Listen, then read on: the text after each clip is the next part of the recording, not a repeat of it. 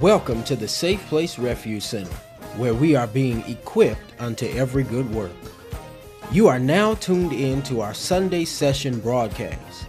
Grab your Bible, notepad, and maybe even a box of tissues or Band-Aids, and join us for a momentous power encounter in God. We will now join the session as it is in progress. Amen. Well, I'm excited about the word for today. I truly am. I'm excited about this word. As I was sitting last evening, as I do the day before, I have to bring something forward. I skim back through all my notes and Father, what you want to say to your people tomorrow? What do you want them to hear from you? And something kept resounding about us being the bride of Christ. We hear that a lot, don't we? That we are the bride of Christ, and Jesus taught the parables about the 5 virgins, wise and foolish, and how they had the oil and they were preparing for the bridegroom.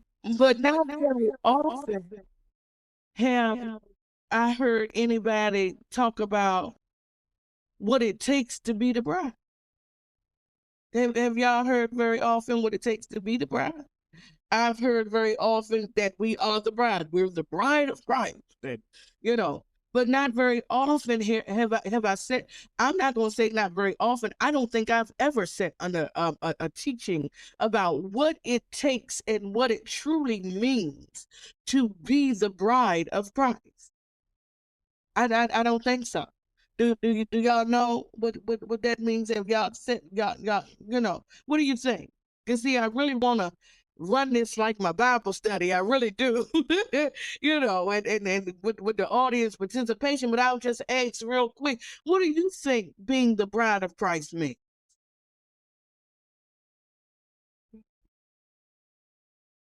See that? See how nothing easily comes to mind? You have to sit and really ponder about what that thing means. So I'm going to let y'all sit and ponder while I walk through it, all right? All right. So, before we are called servants, before we are called soldiers, y'all know I like the soldier. Before we are called leaders, we're called bride. Because Christianity is not first about assignment. It's about relationship. It's not first about ministry. It's about marriage. Okay? We are espoused, not casual, not temporary. 2 Corinthians 11:2. All of my scriptures will be King James Version today. 2 Corinthians 11:2 says, "For I am jealous over you with godly jealousy. For I have espoused you to one husband, that I may present you as a chaste virgin to Christ." Espoused means covenantally bound. We are not dating Christ. We are not loosely affiliated with him. We not Facebook and Instagram friends, the friends with the Christ. We are betrothed to him. It's not a casual or temporary situation that we're in with the Christ. And the Christ did not save us to use us only. He saved us to unite with us. Isn't that something? He didn't just save us because he needed us to work the work in the land. There surely could have been an alternate plan where he didn't need us to work the work in the land. You understand? Because that's who he is. He could have did it different. But he saved us because the ultimate goal is unity with us. The ultimate goal is unity. Let's put a pin right there. The covenant cup was offered. Luke 22 says, likewise, also the cup after supper, saying, this cup is the New Testament in my blood, which I shed for you. When Jesus offered the cup, he was offering covenant. Didn't he say that last year? New cup, new covenant. That's what he said. When he offered the cup, he was offering the covenant. And in the ancient Jewish culture, when a bride drank the cup, she was saying, I belong to you. So see, what happens is when the man decides that he wants to be married to the woman, he pays the bride price first. I think I'm jumping ahead of my notes. But he pays the bride price first. And then he offers her the cup. He offers her a cup of wine. If she takes the cup and she drinks of the cup, she's saying, I will. Because she can't say I do yet. It's not the marriage. You understand? But she's saying, I will, and I belong to you. And from this point forward, that's how I govern myself, as if I'm yours. Okay?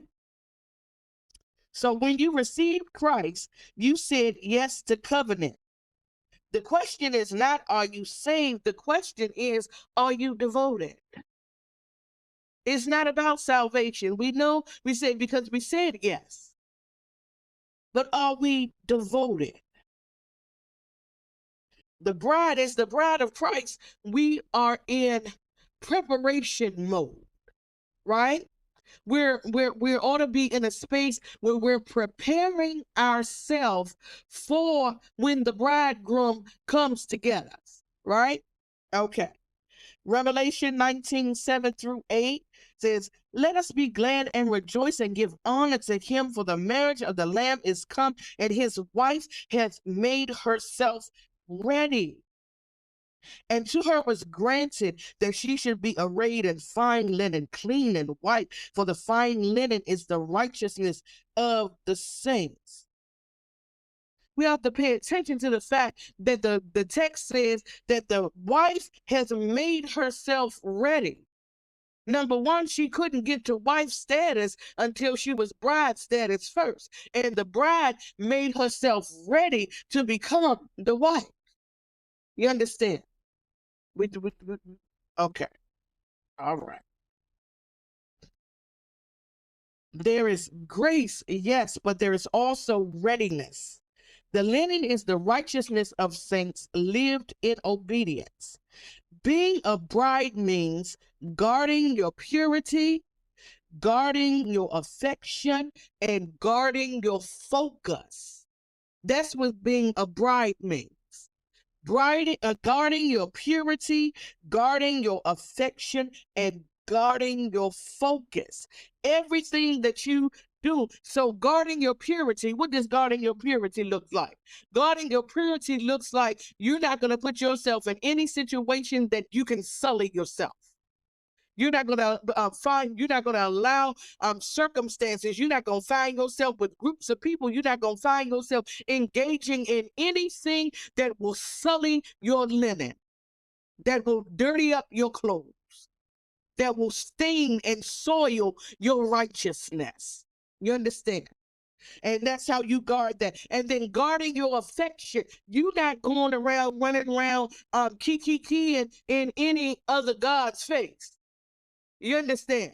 You're not dabbling in one thing and dabbling in the other thing. You're not pledging to sororities. You're not burning sage around the house. You're not doing any of those things because your affections are toward your groom.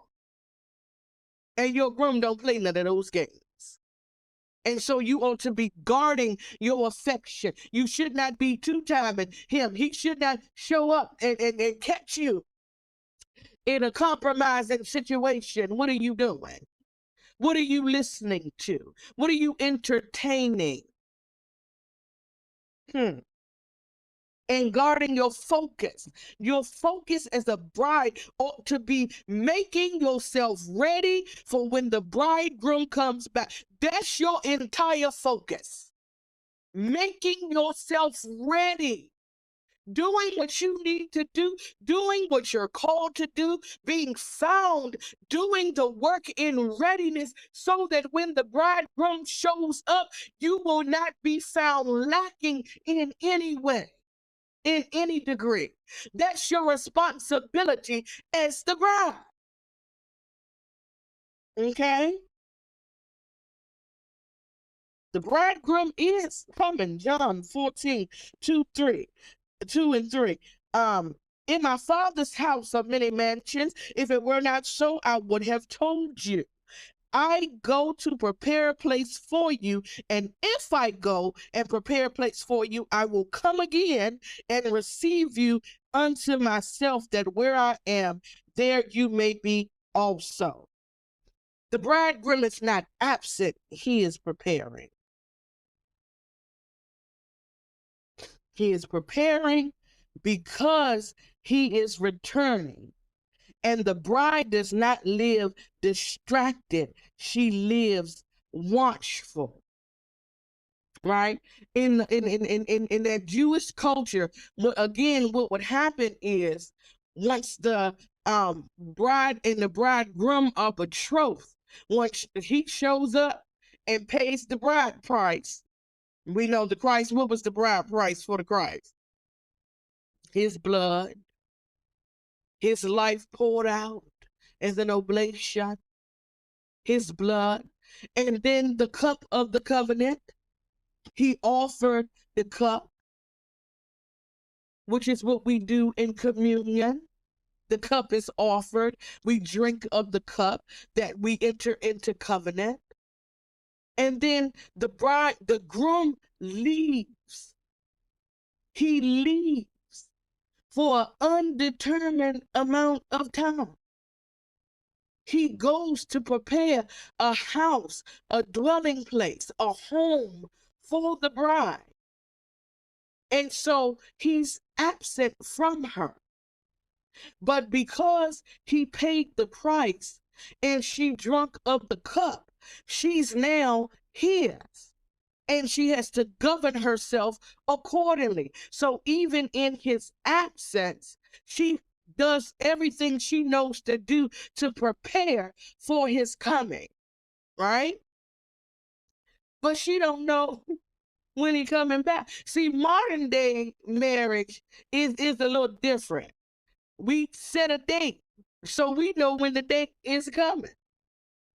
And it's only really one day that we're the bride. That's the wedding day, right? That's the bride. You walk in and you're the bride on that day. Jewish culture says you a bride from the point where you drank the cup. And so everything you do between that time and the marriage supper, you do as if you're his. That's what you do. Now they call it engagement. Back then they called it betrothal. You are his. But the difference between then and now in modern day marriage, we set a date. We know when the date is going to be. We know when to show up and all of that. They didn't have the luxury of knowing the date. They had to get ready, maintain their readiness. They had to stay ready. So whenever he showed back up, everything was in order for them to enter into the marriage feast. We know that that's a type and a shadow of what the Christ himself did with us. He paid the bride price.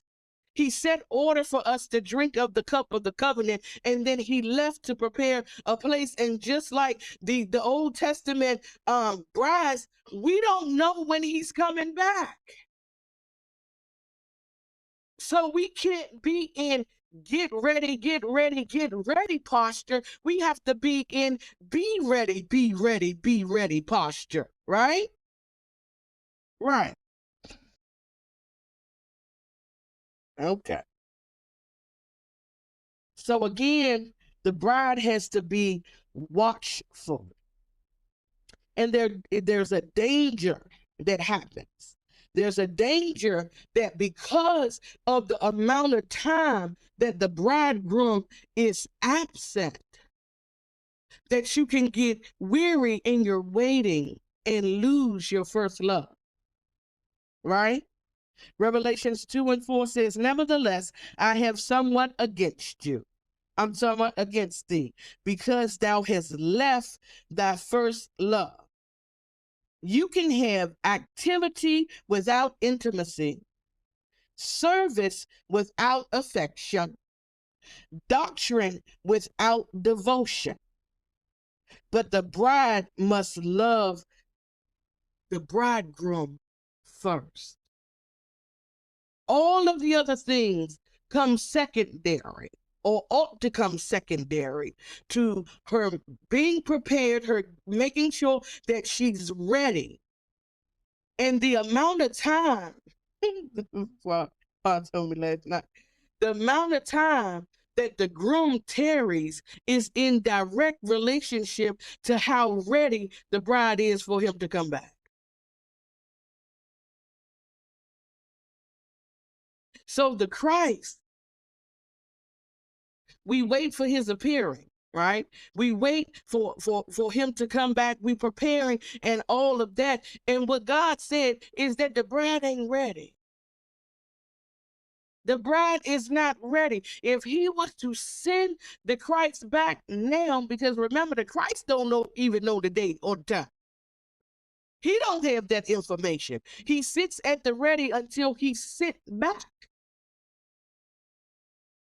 And the time is told him. You got everything in order now. Everything is in order now. Now go get her. But God is saying, I'm looking down at the bride and she ain't ready. I can't send him back now because he would not come back with anything. How am I going to send him to the marriage supper that they talk about in the Revelation when there's no bride worthy, my Lord? How can you consummate the marriage? See, you can't become a wife until the marriage is consummated. You'll always just be the bride. And the bride ought to be in preparation. So my question is, are you a good bride? Are we standing in a place where we are making good brides? If we come back in 20 minutes, are we ready? Are we ready? Or have we left our first love and put something else in its place? Have we become distracted and just going around and doing all of the things that we want to do with no regard to what he wants us to do? Do we find ourselves there? Have we grown comfortable instead of consecrated? Are we too busy wanting to be entertained instead of being entertained? Where do we find ourselves?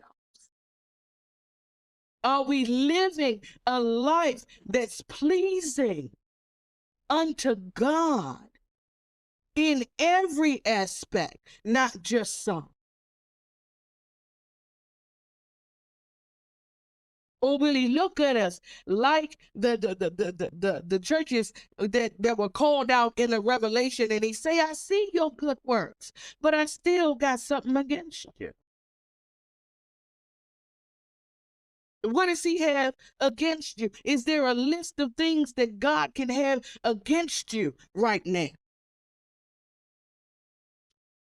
Matthew 5:13 says, watch therefore, for you know neither the day nor the hour when the Son of Man cometh. You don't know.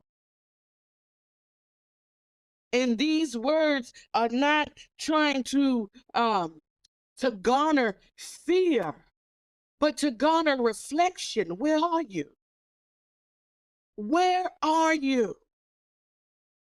There was this that trend, where's Waldo?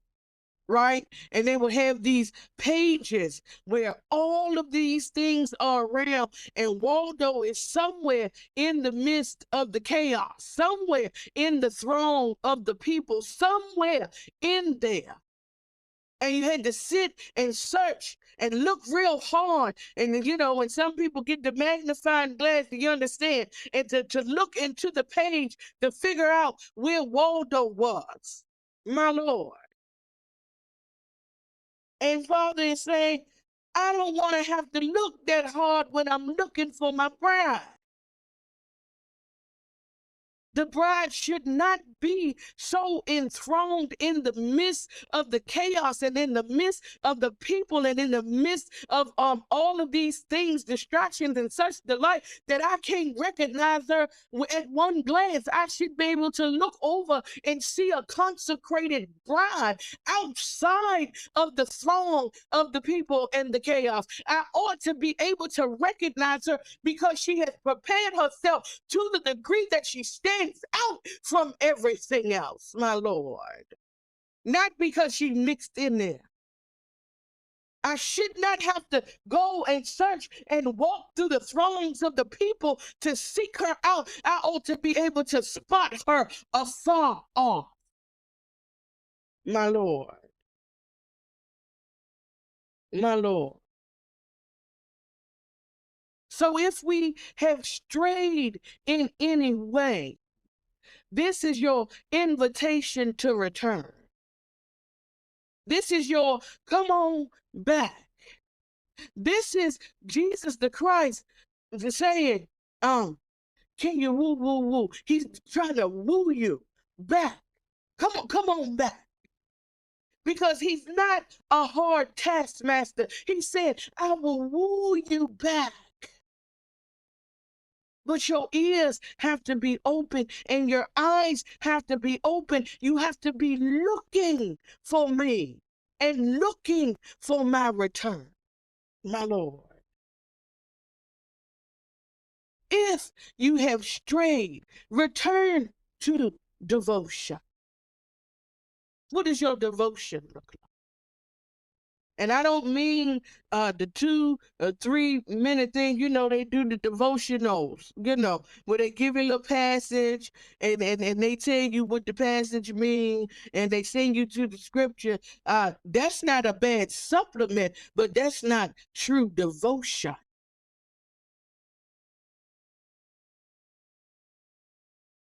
Return to your devotion if you have strayed, if you have begun to wander and you find yourself a little far off the road, return to intimacy with God, return to close relationship, my Lord. Let's get back to the get back. Can he woo you? Come on back. Come on back. And then for whatever reason, you find yourself mixing and mingling in too many things with too many groups of people, with too many circumstances and situations. Return to consecration. Return to being set apart. Return to being isolated unto God. Return. Let's get back to the get back. Because he's coming back, y'all. Y'all do know that he's coming back, right? We do know that he's coming back. We do know. We do know. And there's a time where everything has to be accomplished, where prophecy has to be fulfilled before he can come. But I can't negate the fact that God the Father is saying that the bride ain't ready. She ain't ready. And because he is God, he knows exactly how long it's going to take for her to get ready.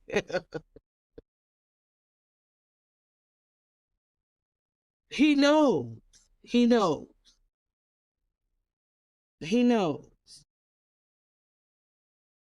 And so, as we think about what it means to be the bride,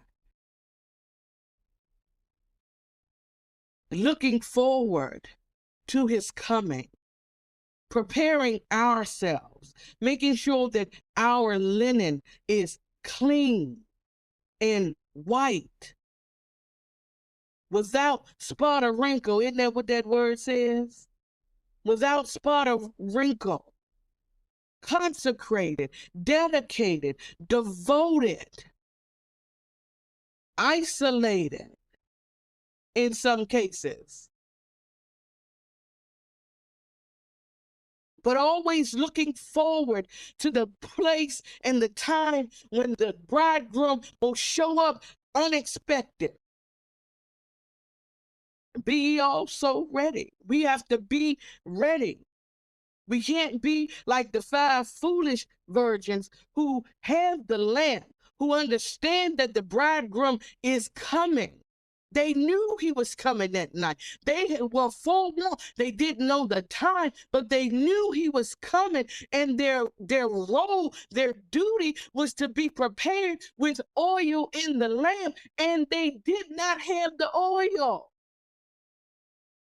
And they wanted to buy oil. Let me borrow the oil. Can I get some of y'all oil? No.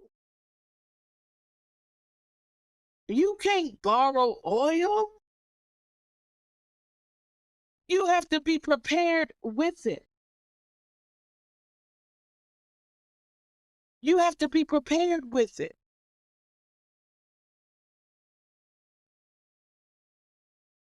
Do we understand better what being the bride of Christ means?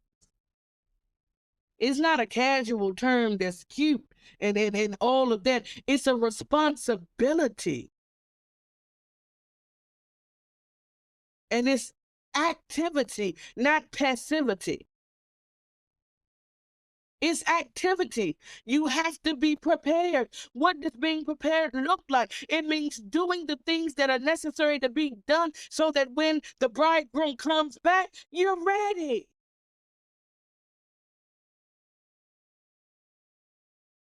And see, back then, when they were betrothed in that Old Testament, that Jewish culture, when they were betrothed, they did not see the bridegroom until he showed back up. And God told me, he said, we have the benefit of glimpses of the bridegroom.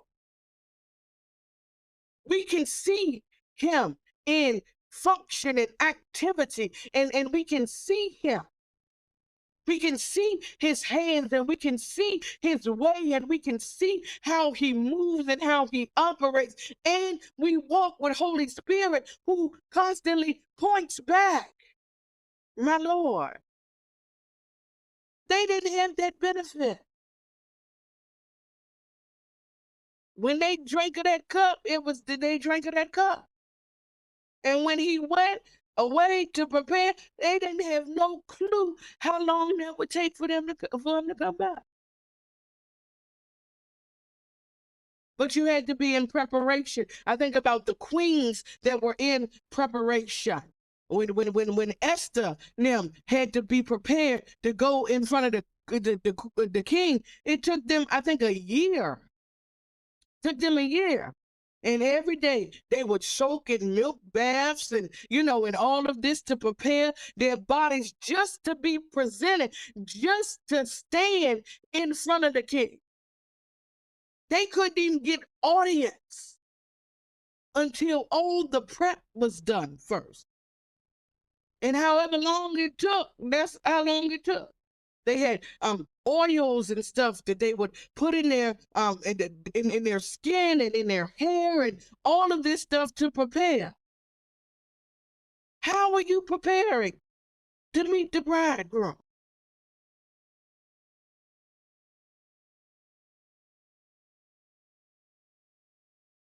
I know it talked about your linen, your garments being clean, but is your temple clean?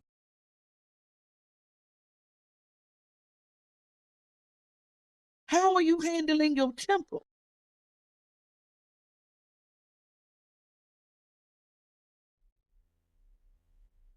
Hmm.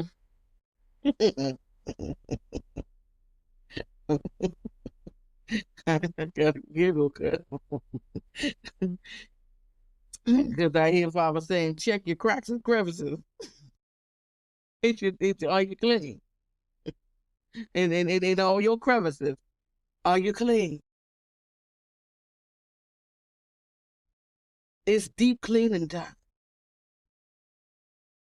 Deep cleaning time. Because we have to be a prepared bride for an expected bridegroom. And Father is showing me the Christ, my Lord, up there with him, sitting at the right hand, perched at the edge of his seat, expectantly waiting to come get us. He want to come. Expectant. He's eager to come. He understands the order, but he's eager and expectant.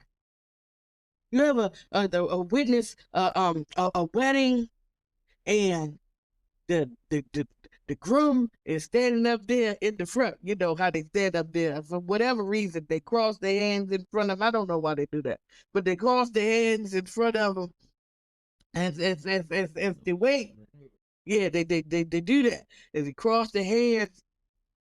But the ones that are expectant, they got this nervous energy about them. They can't stay still, and they constantly looking up the aisle, and they waiting for the music to start. And we got all of the ceremony. So the flower girl got to come down. I don't know where all this stuff came from.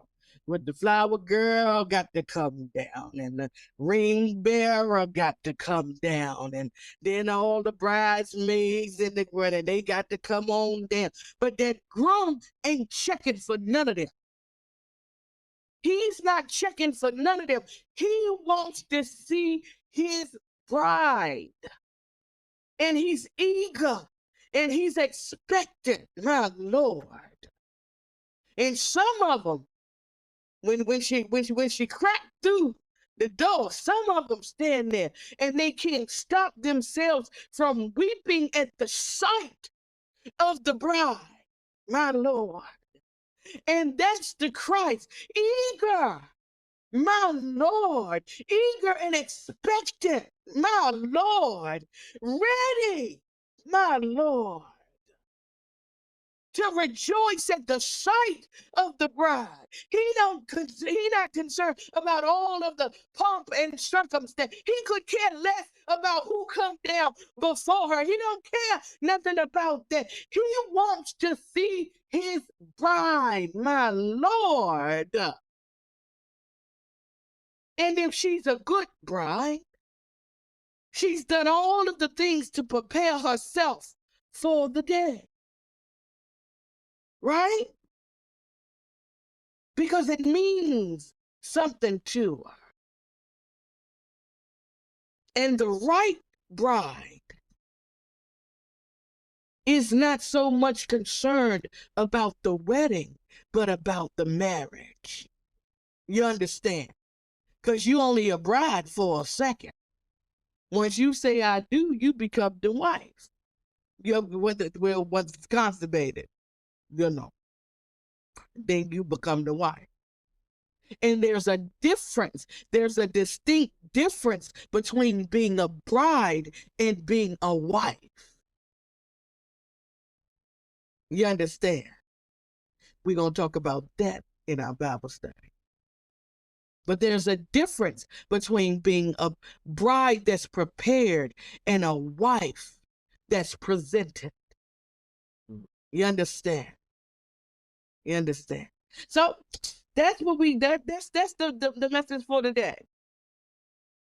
Do you understand what being a bride means? Do you understand? Do you understand that it's about preparation, it's about devotion, it's about dedication, it's about obligation, because it's about your relationship. It's about intimacy. It's about being entertained and not entertained.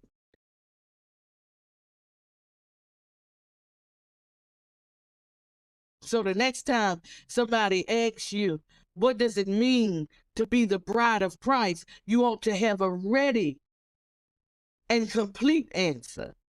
You saying? You think you're prepared to present an answer? Now, if ever asked, what does that mean? And when you talk to people about being the bride of Christ, you can come with some support and some substance and some context so they can truly understand what it means. Because it's preparation before presentation. Thank you for tuning in to today's broadcast. It is our hope and our prayer that everything that you have seen and heard today has been a blessing to you. If so, why don't you do us a favor and like, comment, subscribe, and share this video so you'll have the opportunity to see the impact of this word on your world.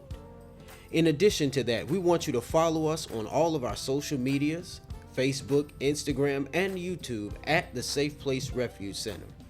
There you'll have the opportunity to view ministry content and stay abreast to ministry events and services that will be taking place. Finally, this great work has only begun and needs your help to continue and advance to reach the kingdom with the word and the work of ministry. We invite you to sow into our ministry via the channels on your screen so as to help us continue and in some cases begin working the vision that God has called our hands to. Once again, we thank you for joining us and we'll see you next time. God bless you and we're praying for you.